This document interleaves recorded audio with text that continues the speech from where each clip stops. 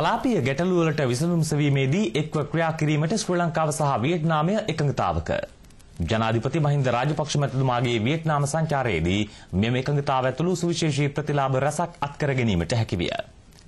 සංචාරය පිළිබඳ ඒකාබද්ධ නිවේදනයක් නිකුත් කරමින් විදේශ කටයුතු අමාත්‍යාංශය මේ බව කියා සිටී.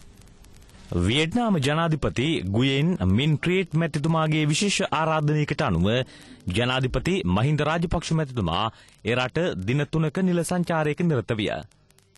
අමාත්‍යවරුන් වන රෝහිත බෝගුල්ලාගම, මහාචාර්ය ජී.එල්. පීරිස්, අනුර ප්‍රියදර්ශන යාපා, බස්නාහිර පළාත් ආණ්ඩුකාර අලවි මෞලානා යන මහත්වරු සහ ව්‍යාපාරික දූත පිරිසක් මෙම සංචාරයට එක් වූහ.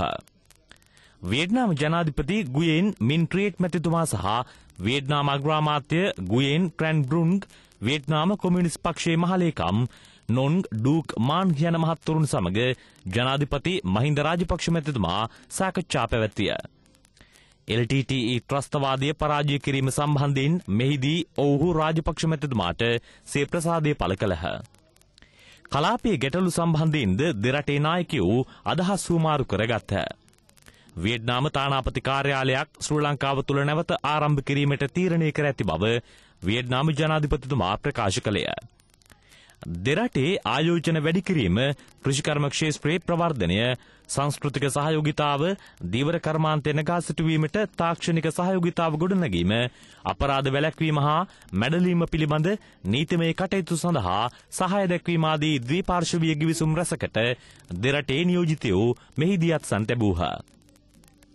වියට්නාම විප්ලවයේ නායකයෙකු වන හෝ චිමින් මහතාගේ පිළිරුවට ගෞරව දැක්වීමටද සංචාරය අතරතුරදී ජනාධිපති මහින්ද රාජපක්ෂ මැතිතුමා අමතක නොකළේය. වියට්නාම ශ්‍රී ලංකා ව්‍යාපාරික සමුළුවටද ජනාධිපතිතුමා ඇතුළු දූත පිරිස සහභාගී වීම මෙම සංචාරයේ සුවිශේෂී සිදුවීමකි. දෙරට අතර වෙළඳාම තවදුරටත් වර්ධනය කර ගැනීම කෙරෙහි වෙළඳ සමුළුවේදී අවධානය යොමු කෙරෙන. අවසානයේදී ජනාධිපති මහින්ද රාජපක්ෂ මැතිතුමා වියට්නාම ජනාධිපතිතුමාට ශ්‍රී ලංකාවේ නිල සංචාරයකට පැමිණෙන ලෙස ආරාධනා කළ අතර ගුයෙන් මින් ක්‍රියට් ජනාධිපතිතුමා එම ආරාධනාව ඉතසිතින් පිළිගත්තේය.